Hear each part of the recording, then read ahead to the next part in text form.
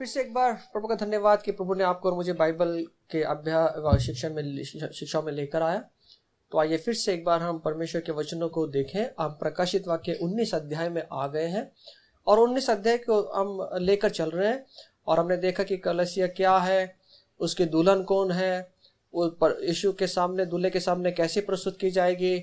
हमने देखा किस प्रकार के वस्त्र उस दुल्हन ने पहना है। अब हम देखेंगे कि जब हम देखते हैं कि जब शादी होती है तो वहाँ पे भोज होता है, खाने का आमंत्रण वहाँ पे दिया जाता है और खाने का आमंत्रण बहुत जरूरी होता है। यहाँ पर भी वैसा दिखाया गया है कि मेमने के विवाह का भोज यहाँ पर हो रहा है, बड़ी तैयारी। अब भोज क्या है और भोज में आने वाले व्यक्ति कौन है, आमंत्रित व्यक्ति कौन है, इस बात को हम आगे देखेंगे। अब 19 अध्याय प्रकाशित वाक्य 19 अध्याय और 9 वचन से लेकर हम आगे चलते हैं। तो आइए जाने से पहले हम प्रार्थना करें। खुदावंद बाप, फिर से एक बार हम आपका धन्यवाद करते हैं आपके वचनों को समझने के लिए। फिर से एक बार हमारी बुद्धि और ज्ञान को खोल देना खुदा, हमारे मनों में आपके वचनों का प्रकाशन डालना और होने दे प्रभु आपके नाम की महिमा। हमारा जो वचन है प्रभु हमारे जीवन से दिखाई दे, हमारे जीवन से वो सबको दिखाई दे और वो कहने पाए कि इनके अंदर परमेश्वर के वचनों का निवास स्थान है। प्रभु जी, हमारे जीवन के अंदर वो उतरने पाए आपके वचन। सिर्फ ज्ञान लेना है, ज्ञान ही नहीं लेना है, ज्ञान से अपनी बुद्धि को नहीं बढ़ाना है प्रभु जी। तो वचनों का कार्य हमारे जीवन से दिखना है, हमारे स्वभाव से दिखना है, चलने के द्वारा दिखना है, बोलने के द्वारा दिखना है, ऐसे हमारे जीवन से होने पाए। तेरे वचनों को हमारे जीवन में आने के लिए तेरा अनुग्रह देना खुदा बाप। सब महिमा आपको देते हुए यीशु के नाम से मांगते हैं, आमीन। अब यहाँ पर मेमने का विवाह का भोज यहाँ पर दिखाया गया है और विवाह का सुअवसर जो है वो आनंद का समय यहाँ पर होगा। जब हम देखते हैं कि जब विवाह होता है तो बड़ा आनंद वहां पर मनाया जाता है, बड़ा आनंद का समय वो होता है। अब विवाह के पश्चात विवाह के भोज के विषय में यहाँ पर लिखा है, 9 वचन के अंदर जब देखते हैं, विवाह में आमंत्रण मिलना, विशेष प्रकार का आदर करना है।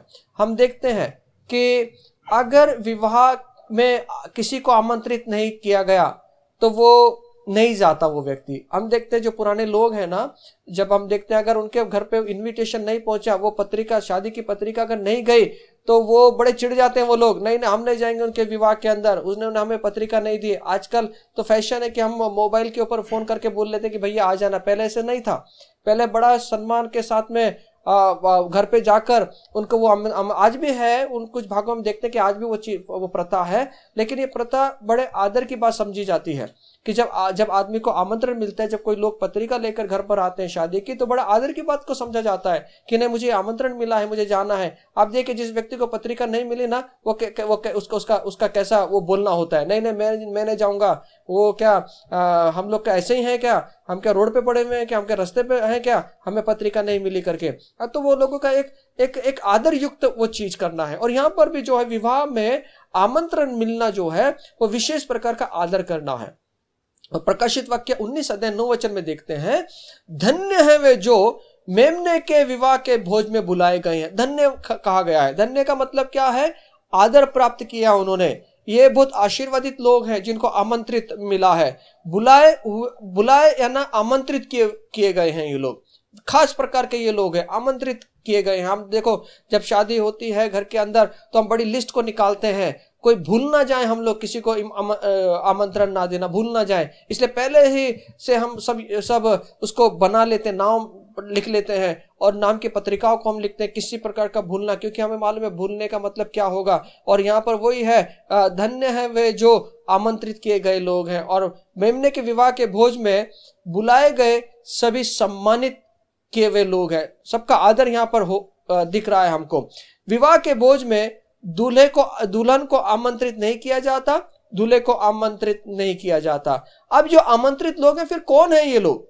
इस बात को समझना है।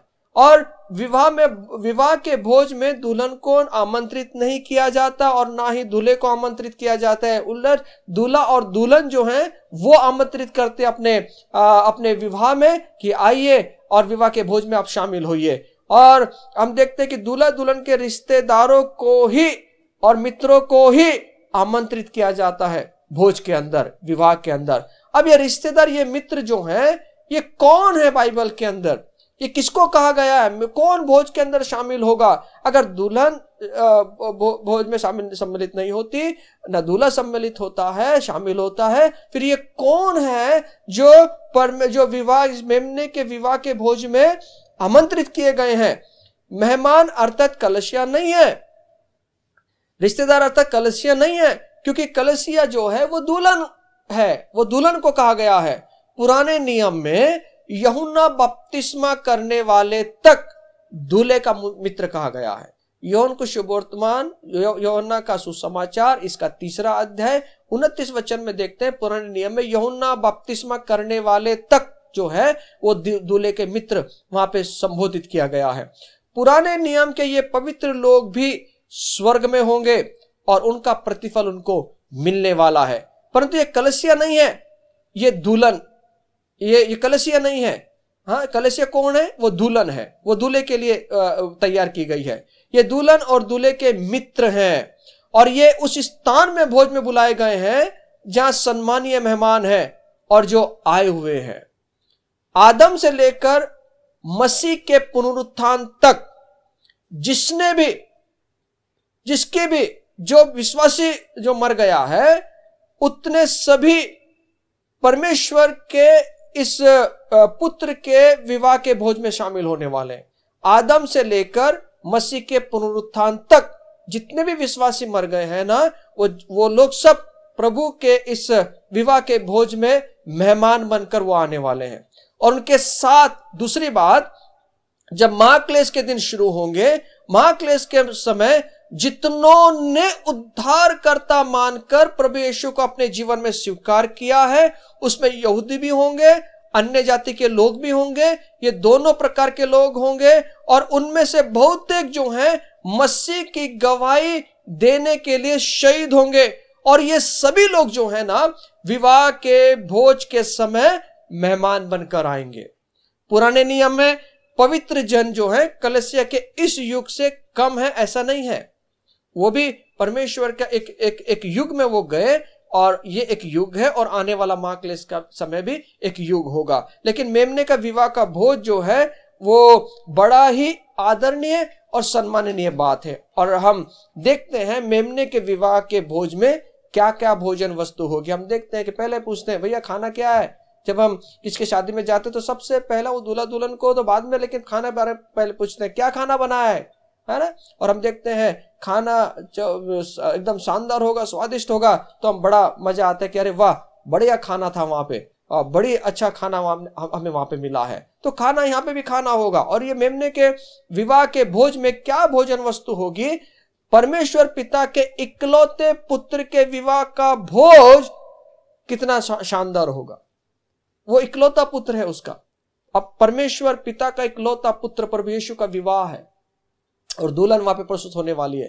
तो सोचिए कितना शानदार वहां पे उस भोज को तैयार किया गया होगा। यशायाह का 25 अध्याय और 6 वचन में हम इस बात को पढ़ते हैं कि विवाह में क्या क्या भोज वहां पर होगा, क्या क्या भोज की तैयारी वहां पर होगी। ये बात निश्चित है कि विवाह के भोज में भांति भांति की वस्तु और उत्तम से उत्तम तरीके से तैयार किया हुआ विशिष्ट भोजन वहां पर होगा। धन्य है जो मेमने के विवाह के भोज में बुलाए गए हैं।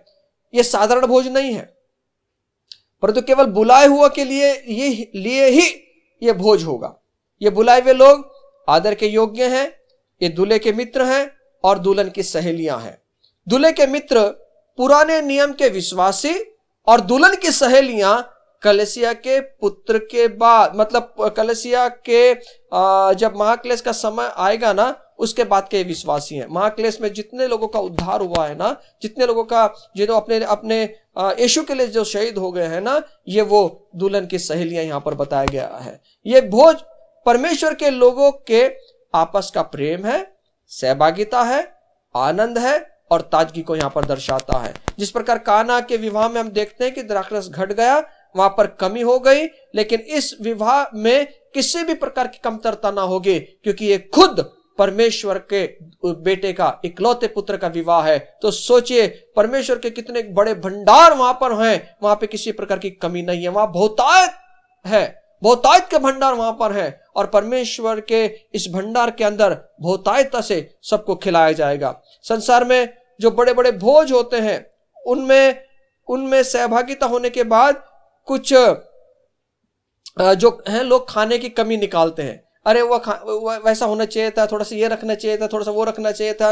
लेकिन इस विवाह में किसी भी प्रकार की खाने की कमतरता नहीं होगी, हर एक प्रकार से बहुतायत के साथ में यहां पर होगा, और सभी लोग खाकर तृप्त होंगे। लूक इसका 22 अध्याय 16 वचन, लूक इसका 22 अध्याय और 30 वचन में इस बात को हम देख सकते हैं। विवाह भोज समाप्त होने के बाद दूल्हा और दुल्हन जो है अब यात्रा के लिए चले जाते हैं। मेमने के विवाह का भोज समाप्त होने के बाद यूहन्ना यहां पर वो कहता है, प्रकाशित वाक्य 19 अध्याय और 11 वचन के अंदर वो यहां पर कहता है, यहां पर वो आगे कहता है, इसका 10 वचन के अंदर वो कहता है, 9 वचन पढ़ेंगे हम लोग। तब स्वर्गदूत ने मुझसे कहा, लिख कि धन्य है वे जो मेमने के विवाह के भोज में बुलाए गए हैं।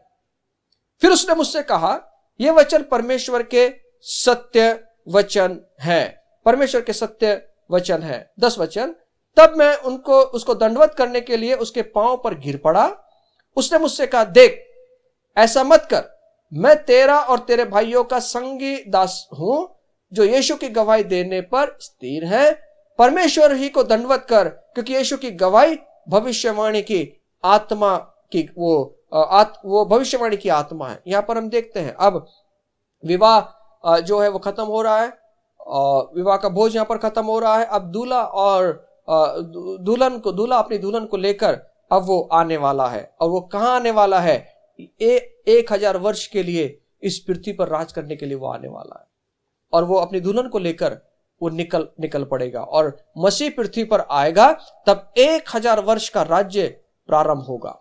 मसीह अपने राज्य की स्थापना करेगा और विश्वासी उसके साथ राज्य करेंगे। 2 तिमोथी 2 अध्याय 11 और 12 लिखा है, विश्वासियों ने किए गए काम के अनुसार राज्य का भाग उनको मिलेगा। जो भी हम काम करते हैं परमेश्वर के लिए, उसके अनुसार हम परमेश्वर हमें राज्य देगा। हमको वो तोड़ों की कहानी मालूम है, किसी को 1000 मिला, किसी को 2000 मिला। हम देखते हैं उन्होंने जिस प्रकार काम किया उसके अनुसार परमेश्वर ने उनको प्रतिफल दिया। उसी प्रकार हम जो भी काम परमेश्वर के लिए करेंगे ना, जब 1000 वर्ष का राज्य जब आएगा इस पृथ्वी के ऊपर, परमेश्वर का जब हमें भी लेकर आएगा, उस जो हमने किया है ना उसी के अनुसार आप और मैं इस पृथ्वी के ऊपर राज करेंगे। इसलिए जितना हो सके उतना काम हम करें प्रभु के लिए, क्योंकि उस समय फिर मौका ना होगा हमारे पास। हम पछताएंगे, अरे मेरे पास में मौका था लेकिन मैंने नहीं किया, अरे मेरे पास में मौका था लेकिन मैंने नहीं किया, अरे मेरे पास में समय था लेकिन मैंने अपने समय को अपने अनुसार मैंने उसको यूज किया, अपने अनुसार मैंने उसको किया। तब हमें पछताना ना पड़े। हम अभी जितना समय हमें मिलता है, मैं आपको फिर से एक बार कहूंगा, शैतान पूरी ताकत लगाएगा आपको और मुझे परमेश्वर के राज्य में काम ना करने के लिए।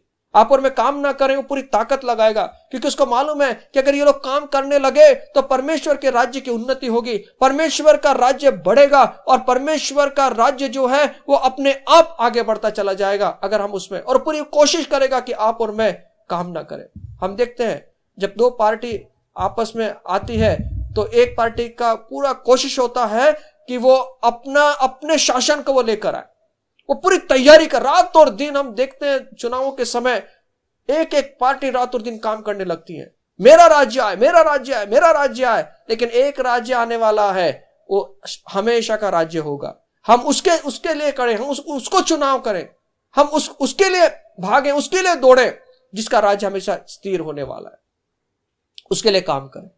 जब उसकी पार्टी में हम काम करेंगे ना, तो हमें भी प्रतिफल मिलने वाला है। आप देखिए जितने लोग उनके पार्टी में काम करते हैं और वो जीत कर आए तो उन्हें अलग अलग पदों पर उनको बिठाया जाता है। तो इसी प्रकार आप और मैं होंगे। अब जब हम काम करते हैं परमेश्वर के लिए, तो परमेश्वर के राज्य के आने के बाद में वो उसके अनुसार जो हमने उसके पार्टी के लिए काम किया है हमें पदों पर बिठाएगा, जब उसके लिए काम करेंगे। ऐसे किसको पद नहीं मिलता, काम करने के बाद पद मिलता है। जो विश्वास योग्य है ना, जो पार्टी में काम करता है, उसी को ऊंचा उठाया जाता है। इसलिए परमेश्वर ने कहा जब 1000 2000 और उसको जब दिया तो अरे तो विश्वास योग्य है, अरे विश्वास योग्य दास, इसको और दे दो, उसको डबल दिया गया। एक बार 1000 वर्ष का राज्य आएगा जिस समय प्रभु के साथ में हम राज्य करेंगे। और परमेश्वर जो हमने किया है ना आज परमेश्वर के लिए ना, उसके अनुसार आपको मुझे शासन करने के लिए 1000 वर्ष में वो हमें भाग देगा। तो कितना आशीषित लोग होंगे जब परमेश्वर हमें राज देगा और हम जब राज करेंगे। विश्वासियों ने किए गए काम के अनुसार राज्य का प्रतिफल उनको मिलेगा। लूका इसका 19 अध्याय 11 से 27 वचन में देखते हैं, तोड़ों का दुष्टांत वहां पर हम देखते हैं। जो हम करते हैं इस पृथ्वी पर, वही काम के आधार पर 1000 वर्ष के राज्य में हमारा स्थान और हमारा पद हमें मिलेगा, जो हम यहां पर करते हैं। इसलिए कभी भी जब भी मौका आए, जब भी मौका नहीं आए, मौके के ढूंढो। मैं ये नहीं कहूंगा मौका आए और उसी समय का, नहीं, मौके को ढूंढे। अगर मौका नहीं मिलता, घुस जाओ परमेश्वर का काम करने के लिए। मुझे भी करना है काम, कह दो, ढूंढो काम को कलीसिया के अंदर। और 1000 वर्ष में कितना सुनहरा अवसर हमें मिलेगा कि आप और मैं राज्य करेंगे।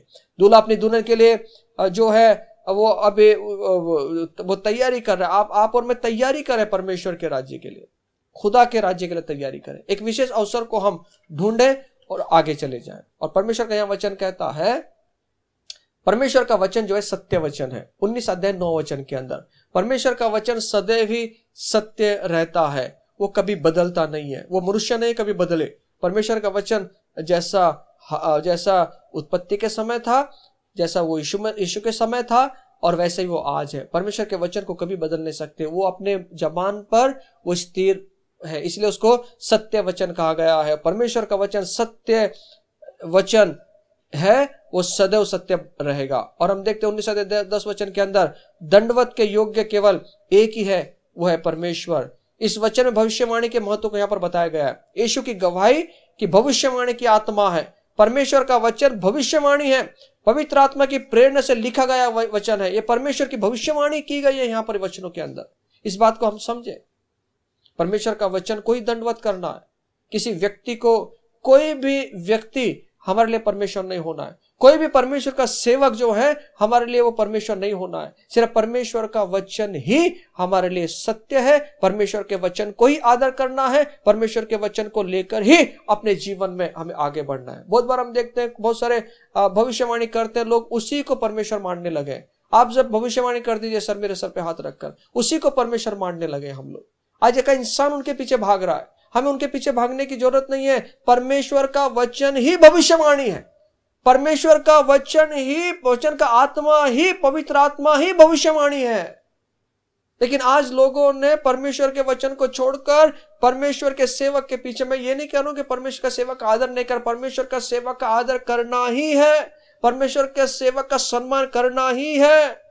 लेकिन हम कभी कभी हमारे जीवन के अंदर परमेश्वर का सेवक ही हमारे लिए परमेश्वर हो जाता है।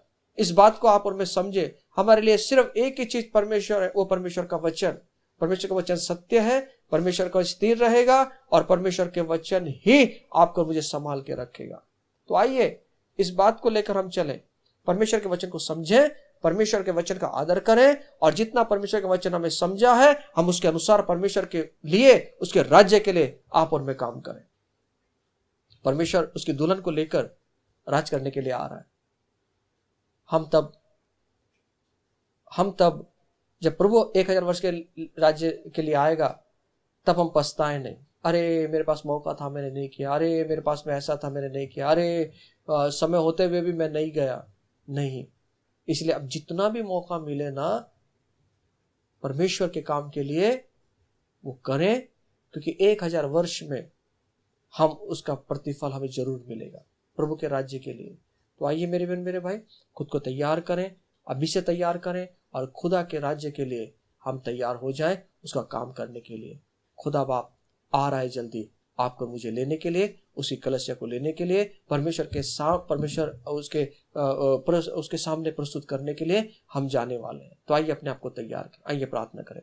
खुदा बाप हम प्रार्थना करते हैं, हम मौका मिला है प्रभु जी इस दुनिया में हमें कि हम आपको समझ सकें, आपको पहचान सकें, और इतना ही नहीं, आपके राज्य के लिए काम कर सकें, आत्माओं को जीत सकें, प्रार्थनाएं कर सकें, तेरी कलीसिया में हम जुड़ सकें, तेरी कलीसिया के लिए हम काम कर सकें। ये बड़ा मौका सुंदर आपने हमें दिया, उसके लिए धन्यवाद। प्रभु जी, हम चाहते हैं कि हम खाली ना बैठे, हम प्रभु तेरे राज्य के लिए तैयार हो जाए, तेरे राज्य के लिए काम करें, ऐसा होने पाए। और शैतान जो है प्रभु पूरा जोर लगाएगा कि हम परमेश्वर के लिए काम ना कर पाए, उसकी कुयुक्तियों को समझने के लिए हमें सहायता करना। वो घर में से वो हल्ला करेगा प्रभु जी, हमारी सेवा में हमला करेगा, हमारे घर वालों के द्वारा, हमारे मित्रों के द्वारा, हमारे रिश्तेदारों के द्वारा, सेवकों के द्वारा हम पर हमला करेगा कि हम परमेश्वर का काम ना कर पाए, हम खुद को दोषी ठहराएं और दोषी ठहराकर हम गिर जाएं, वो पूरी कोशिश करेगा प्रभु जी। इसलिए उस बात को समझकर हम उसके कुयुक्तियों को तोड़ते हुए, उस पर विजय लेते हुए हम आगे बढ़े। प्रभु ऐसा होने दे खुदाबा, होने दे खुदाबा। तेरी प्रार्थना पिता, हमारी प्रार्थनाएं सभी वातावरण को बदल कर रखेगी प्रभु जी, ये हमारा विश्वास होना है प्रभु जी। और हमें तैयार कर, क्योंकि 1000 वर्ष में हम तेरे साथ राज्य करें प्रभु जी, और हमें अच्छा पद मिले प्रभु जी राज्य करने के लिए, ऐसा हम चाहते हैं प्रभु जी, ऐसे हम लालसा करते हैं तुझसे। नहीं तो प्रभु ऐसा ना हो पाए कि 1000 वाले ने छुपा के रखा और तूने उसको कहा हे दुष्ट और आलसी दास, वैसा हम ये वाणी को ना सुनने पाए, हम वो वाणी को सुनने पाए जो तेरे लिए काम करता गया और तूने कहा विश्वास योग्य दास, तू भला है, चल मेरे राज्य में शामिल हो। वो वाणी को सुनने वाले हम बने, और होने दे तेरी महिमा हमारे जीवन के द्वारा। हर एक महिमा तुझे देते हुए यीशु के नाम से मांगते हैं पिता, आमीन। गॉड ब्लेस यू, प्रभु को आशीष दे, आमीन।